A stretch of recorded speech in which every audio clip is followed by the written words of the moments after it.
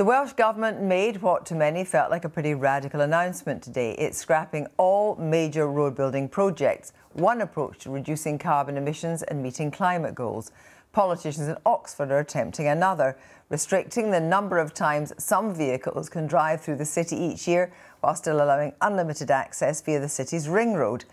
While the plans in Wales have attracted only modest controversy, what's being tried in Oxford has simultaneously sparked significant local opposition and a wild conspiracy theory. Meanwhile, in London, Mayor Sadiq Khan is facing a backlash from some over his plans to expand his scheme that charges drivers of older, polluting diesel cars £12.50 a day to enter the capital. The main aim in this case is tackling the harms of air pollution rather than climate change. But both Oxford and London are examples of politicians trying to nudge people to change their behaviour for the good of all society. In a moment, we'll discuss how best you do that. But first, here's Kate on how a conspiracy theory about 15-minute cities became tangled with some people's real concerns. What if it could be different? What if we could create a new normal where we reclaim our time, our health and well-being? Food, medicine, education and leisure, all within a 15-minute walk or cycle. The idea of 15-minute cities has spread to Paris, Melbourne and South Korea, attracted by the promise of lower car use and a better quality of life. But it's also become the focus of conspiracies that travel outside these neighbourhoods would be restricted, a sort of climate lockdown. But thanks to COVID and COVID lockdowns, the truth was revealed that we're all apparently clamouring for these 15-minute cities. Creepy local authority bureaucrats would like to see your entire existence boiled down to the duration of a quarter of an hour. You in your area will only be allowed within that 15-minute zone that you've been allocated. Echoes of that language have recently been heard in the House of Commons. Will the leader please set aside some time in this House for a debate on the international socialist concept of so-called 15-minute cities and 20-minute neighbourhoods? Disinformation researchers say this all started with the pandemic. So the idea of climate lockdown first appeared in March 2020 when news of the lockdowns in Wuhan as a result of the COVID-19 pandemic first broke into international news. And the terminology came from a set of accounts in the US who were linked to a fossil fuel think tank called the Heartland Institute. Really, it was a reframing of very old vocabulary that imagines this future of so-called climate tyranny or green tyranny, where individual civil liberties are stripped away under the pretext of solving climate change. At the time, it gained almost no traction. But months later, a number of mainstream institutions used the efforts to tackle the pandemic as an example of the scale of what would be needed to fight climate change. As soon as that happened, it really turbocharged this very divisive and polarising rhetoric that pitted average people against these perceived elites. It is about control. It is about surveillance. 15-minute cities have been drawn into this narrative of insidious control. In the UK, one particular target has been Oxford, where misinformation has recently led to councillors receiving death threats. We have been receiving many calls and emails from worried residents in genuine fear that they might be locked in their own homes. The reality here in Oxford is distinctly different. The conspiracy has conflated two plans. One long-term intention to spread facilities among neighbourhoods and one traffic restriction trial due to be brought in next year, which will use cameras and a permit system to track car journeys among certain roads across the city and potentially fine people if they use them too often. There are, of course, legitimate questions as to how these schemes are implemented.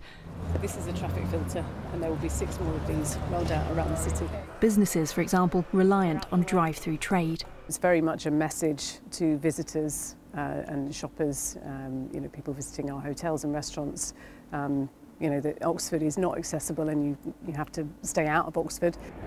Oxford has included multiple exemptions from the scheme, including for businesses, carers and blue badge holders. Visitors will of course be able to travel by other means, including public transport, or drive around the ring road to avoid the filters. But criticism has also been levelled at the way the proposals have been communicated. There were no great efforts for everybody in the city to be made aware of what's happening, and some people still don't actually know what's happening. You can see why certain people turn to conspiracy theories. The council say they've been consulting on the idea since 2019. There is a wider point in all this, though. Behavioural change is seen by many experts as a crucial part of achieving the UK's legally binding climate targets. The UK's Climate Change Committee has, for example, urged the government to create plans to reduce demand for air travel and help change people's diets. This recent concern and conspiracy shows how these kinds of policies are communicated may be central to their success. What we find in research is actually if you're completely transparent about nudges, so if you about the idea that some policy proposals are designed to change people's behavior and what the government thinks are positive ways, if you actually state what the goals are of the nudge, be transparent and honest about it, it doesn't reduce the efficacy of those types of initiatives at all. When it comes to the future of travel, though, disinformation has already taken root. Kate reporting there. So how do you best get people to change their behaviour for the good of society? Oliver Lord is a campaigner for cleaner air in cities, and Siobhan McDonough MP is Labour's MP for Mitcham and Morden, an area due to become part of the expanding ULEZ zone. Thanks very much for joining us. Really a question to both of you first. First of all, Oliver, how do you successfully change behaviour for the public good? Well, I think you've got to bring people with you through communicating the impact that polluting vehicles are having on their health. And, you know, in London alone, there's around 4,000 deaths that are attributed to air pollution. And we're seeing around 3,500 young people admitted to hospital every year with asthma. I think explaining to them the impact that air pollution is having on their health and then explaining what they can do about it. And that, quite frankly, is about not driving polluting vehicles on the streets. Siobhan, do you have that attitude to it? I think policy needs to be fair. And what concerns me and what we've been discussing earlier on before this item was that the ULEZ policy in London is hurting those people least able to stand up to it. So charging people £12.50 a day for using an older car when they don't have the money to replace that car. So just to say, of course, that Sadiq Khan has already instituted a scheme where there are grants for changing cars, and not just domestic cars, but grants for changing, for example, you know, if you need to upgrade your van, it's up to £9,500. If you need to come in with ladders and so forth to town. If you want to change your car, I understand it's £2,000. Yeah, that's right. That £2,000 is not going to get you a new car, and it's not going to get you a new car if you are paying your increased council tax, you're paying your increased water rates, your increased rent, when your food bills are going up, and when you can't afford your gas and electricity. And you're one of 4 Labour MPs are really you're very unhappy about the increase in ULEZ, but actually, more broadly, you do think people's behaviour needs to change? I do think people's behaviour needs to change, but we need to be absolutely sure that those people who do most of the polluting and have the broadest shoulders contribute most. And what this particular policy does is concentrate, particularly in out of London, Kirsty, because out of London is very different to inner London, less public transport, more reliance on cars.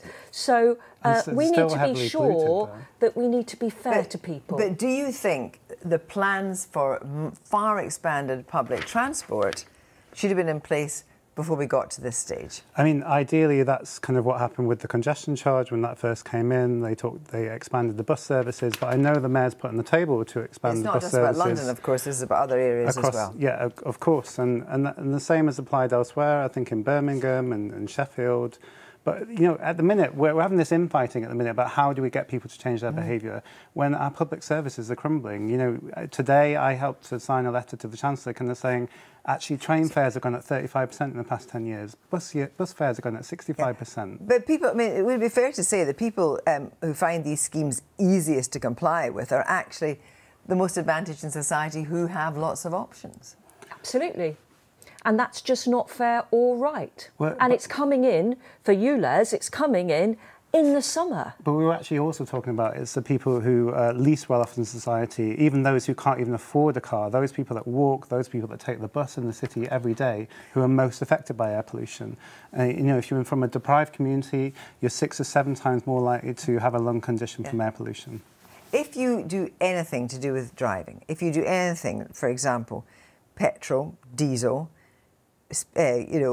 speeding fines, parking charges, these will inevitably always hit the poorest hardest. Absolutely, but how can it be right? So what are you going to do? Explain to me, not to me, but explain to Elaine, who came to my advice surgery last week. She's a carer for her mum and dad.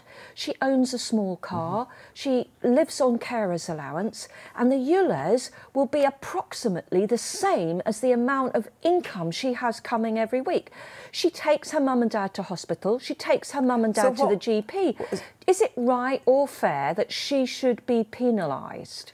I don't think so. Is there a problem with targeting of this? Because if you take Siobhan's example, the person that she's talking to will just simply be terrified by the prospect of being nudged to have to behave like this. Well, I mean, the problem is we've actually a lot of people in car-dependent lifestyles in this country. I just explained about how public transport fares are increasing so significantly. And if you look to other countries, you look at Germany, who have been giving people almost free, practically free transport to get around since the pandemic. And then here we're seeing them go up, increase, and then actually freezing fuel duty. We're not sending the right signals, and we're not giving people the alternatives to having the car. We both agree that any proposal should be holistic. And it has to be about both stick and carrot. And it takes time to introduce it. The idea that suddenly, this summer, for millions of people in outer London... But isn't that the whole problem? You say we have to have time. We actually don't have time. You know, we only have a matter of 10 or 20 years. Things have to happen radically and exponentially, and air pollution is a massive problem. And this is something that works as well. Happening immediately to people who can shoulder it least well, who will no longer have a living because they require on driving their car or the vehicle, or if your elderly mum needs a carer and the carer's paying £12.50 a day when they don't even earn that an hour. Tell me what the solution looks like.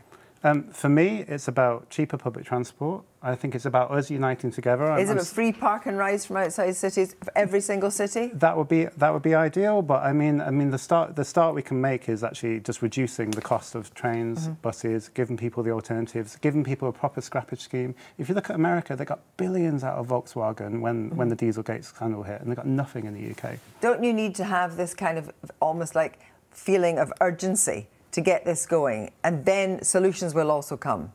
I think that you create a huge problem by taking these people who are really experiencing difficulties at the moment, who are paying for their food on credit cards and pay now, get now, pay later, and then pouring more on them, because what is that going to do to your system? Thank you both very much indeed.